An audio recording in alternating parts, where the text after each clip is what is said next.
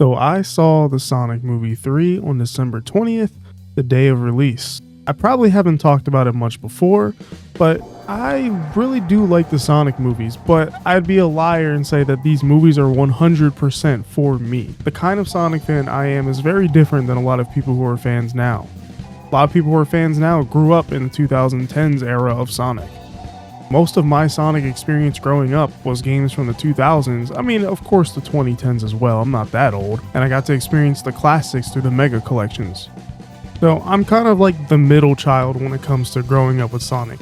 I got to experience the 2000s games, I got to experience the 2010s games, and I got to experience the classics all kind of throughout my life. Like, I remember Sonic Colors coming out and talking about it with my friend. I especially remember Sonic Generations coming out. I was still pretty young, but I remember being hyped for the game. So I just come from a very, I guess, unique-ish time of Sonic, because SA2 was my GOAT. That was my favorite game. It still is my favorite game, even though I could say on a technical level I've played better games that aren't even Sonic games, but SA2 just has a special place, and it's more than just nostalgia. I genuinely love playing the game and being great at SA2, A ranking every level, even the mech stages. It's just really fun and rewarding, and I miss that. So it's not just a nostalgia thing. So when I hear that the next Sonic movie is going to be taking a lot of plot from SA2, you already know I will be seated to see this. And guess what? I was indeed seated to see this. Now, I'm going to give my quick thoughts on this movie. This is not a movie review channel, so I'm going to keep this brief, and this literally is just me just going to be yapping. Editing Jayden here. He did not keep it brief. This video is 20 minutes, so therefore enjoy SA2 gameplay, because I just want to get this out. Not really, but just talking about this movie and what I thought about it. I'm going to give a quick non-spoilers, and when the spoilers are coming, it'll either be in the chapters of the video or I'm going to let you know. Okay, non-spoilers, let's go. So first and foremost, this was a great movie. I think it's deserving of the Rotten Tomatoes score right now of about 85% at the time of this video. They even got the certified fresh logo on it. The audience score is 98%. I agree with that heavily. I am happy that this movie is reviewed very well. I mean, reviews obviously don't determine my enjoyment of something, but it's nice to see that everybody likes it at least. But yes, it was a pretty good movie. At the end of the day, I still think these films are kind of still kids films, like through and through. But like this movie kind of ups that a bit, where I feel like it's a lot more relatable and it's not just trying to make you laugh, more so like the previous two. I mean, Sonic 2 was a little less like that, but Sonic 1 was just most definitely a kids film that was trying to make you laugh, but it was still a good kids movie.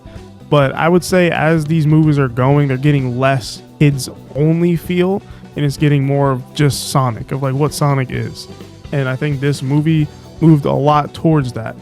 Now, since this is the non-spoiler section, I can't go into depth with my problems I do have with those aspects of this movie, but I'll just say I wish some things were a little bit different, or just conveyed a bit differently and paced differently. And in terms of the SA2 stuff, again, without spoilers, it feels like they chopped about like 40% of SA2 and the plot points and put it in this movie and combined it with their own unique plot, which obviously is how you should do something like this. So I think they did well with what they took from SA2. I wasn't expecting some one-to-one adaptation. I think honestly, that would be kind of boring. I think it's interesting to look forward to how they do certain things. And I can say for sure, the way they did Shadow and his backstory is one of the best iterations, I think, of Shadow I've seen in the entire franchise. Maybe not the best, but I like it a lot. Keanu Reeves, I think, was great. He was really good as Shadow. I know people don't really care for when they get celebrities to play characters like this in movies, but Keanu, like, even beyond just being a celebrity actor, he just fits the character. I feel like he just really does. Everybody they have for like these characters fit the character. Knuckles fits, Idris Elba still fits very well as Knuckles. Colleen is literally from the game, so that's still Tails. Sonic, I like Ben Schwartz as Sonic, but I have problems with Sonic, but not necessarily how Ben Schwartz sounds, but we'll get into that later. But yeah, movie's good. I give it a thumbs up with a smiley face for non-spoiler review. But now it's time to talk about the spoilers. So I'm going to start with the bad and get that out the way, because I'm probably going to be glazing And I don't want to glaze first and then talk about bad stuff. So we got to talk about the bad first. Gerald Robotnik in this movie, I think is not great. I don't really like the direction they went with Gerald. Not because it's just different from SA2. I don't mind that. I don't like how overly goofy he is compared to like Jim Carrey's Eggman. Because at the end of the day, Gerald Robotnik is like he's like the main villain of this movie. And he has a plot and scheme going on, but like it's not really portrayed that well, I feel, for like why he's doing this. Yes, we know Maria died and he was sad in the flashback, but in current modern day, he, one, hardly interacts with Shadow, it feels like, and two, he's just kind of goofing around with Eggman almost the entire movie. There's like maybe like one or two scenes where like it nods to him being, you know, more evil than he is. I mean, overall, they nodded to something more to him in general with how he's been treating Eggman throughout the movie, but I just didn't really get like the malicious vibe that that's what he really wanted to do. It didn't really portray that, I feel like, as good as it could have. Everybody loves Jim Carrey, but I truly feel like they told him, yo, Jim, you can do whatever you want in this movie. And I'm not gonna lie, I laughed a lot. But the thing is, I don't like that I kind of laughed in some areas of the movie, if that makes sense.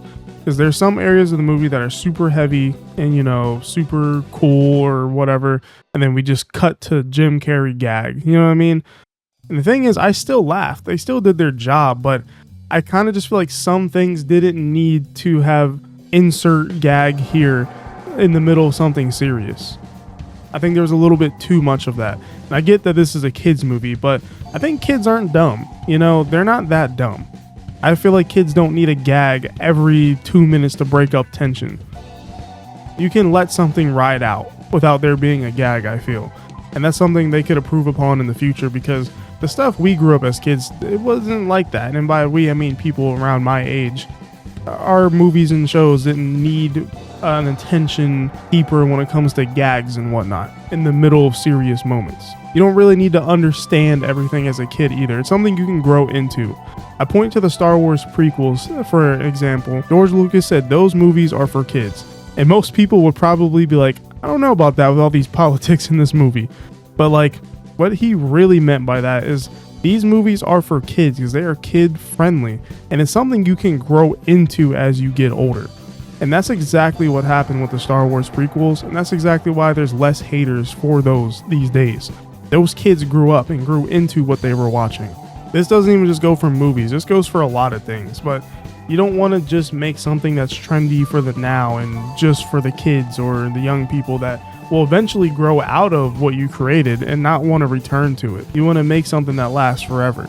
And I'm not saying that these movies aren't doing that. I think there's lots of moments in these movies that are just, you know, makes them very returnable, especially as these people who are growing up with these movies are going to get older, and they're probably going to want to look back at this as like a big part of their childhood is these movies.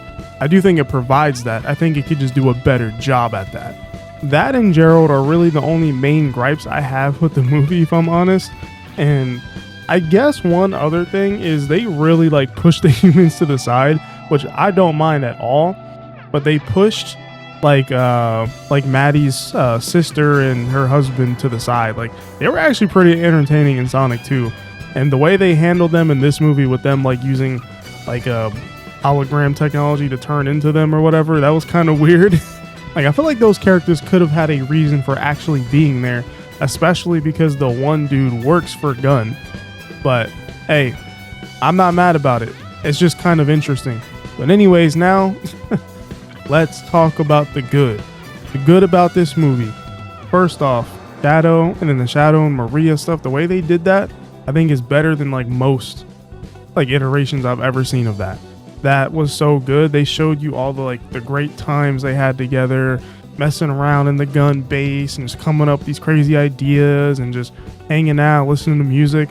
It showed you that Shadow actually got to, you know, kind of experience life because of Maria. And it was actually sad when she died.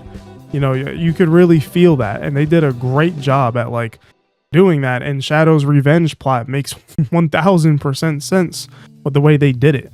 It doesn't look like they gave her the sickness or anything that she typically has. That's why in SA2, she's in space. She's in space with Gerald and the government, and she's staying up there because of her disease or whatever. And Eggman, Gerald's trying to find a cure. It doesn't really seem to be a thing. I mean, it could be, but it doesn't really look like it was implied at all. It just looks like he just brought her everywhere with her, but it didn't really need to be there. It works just fine without that plot point. It's also interesting to me that Shadow was like found in space, like almost like a symbiote from like Spider-Man or something. I thought that was pretty interesting. He probably comes from a similar place as Sonic does, and I think that's actually a good way to make that make more sense. I don't really like the Black Doom plotline from Shadow the Hedgehog, if I'm honest. I don't like it. I feel like it doesn't really make sense that he's very similar to Sonic. That's never made sense to me, but this makes a lot more sense that he could have come from Sonic's world, but it's left up to the viewer, so it doesn't really matter. The other thing I loved were the references. The Chow Garden reference was amazing. I loved how it's kind of like a cafe in Japan. Like, that's really cool. I can understand that, them actually making real Chow is kind of weird. But if they decide to do Chaos in the future, they're going to have to introduce the real Chow. I feel like they have to. That plot line is kind of really important.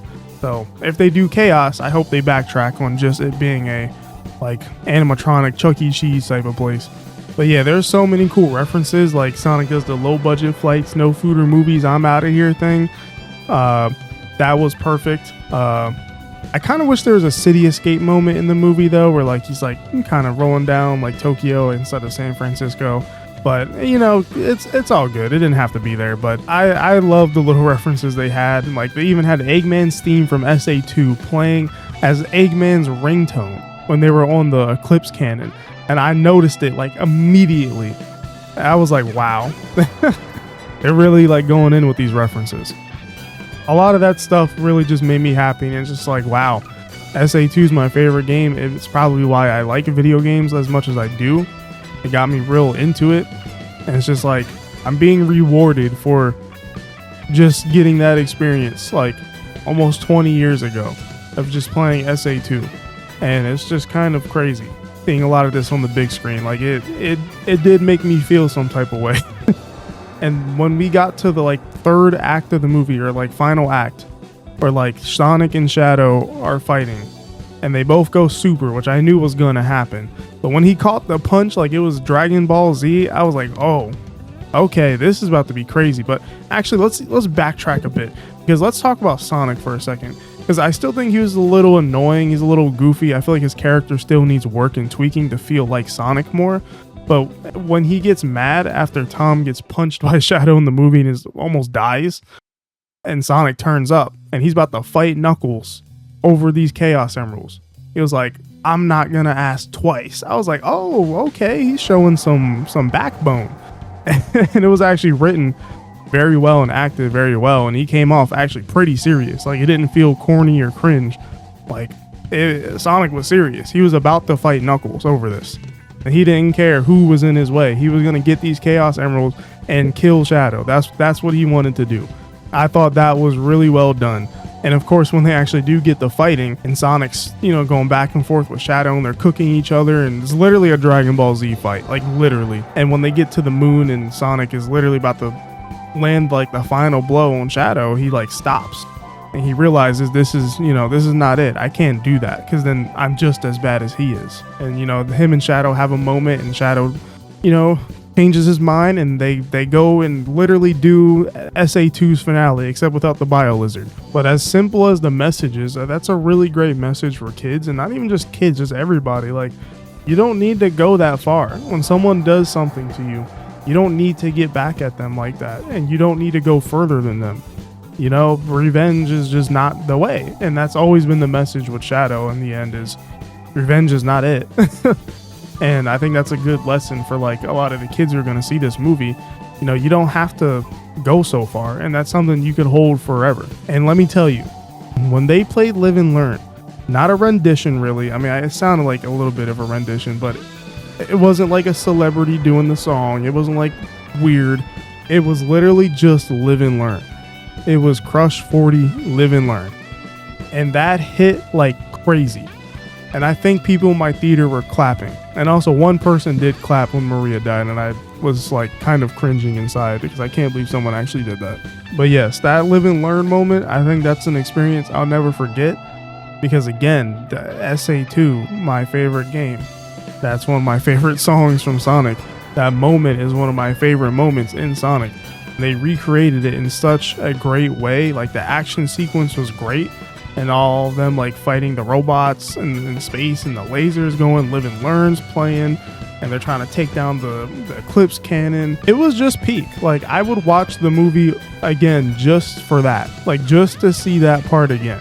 Like I don't even need a whole movie. Like you could just cut like the end of the movie and where that starts, like where the Sonic versus Shadow fight starts, and even a little bit before that when Sonic's like mad looking for the Chaos Emeralds. Just cut that and boom, I would watch that all the time.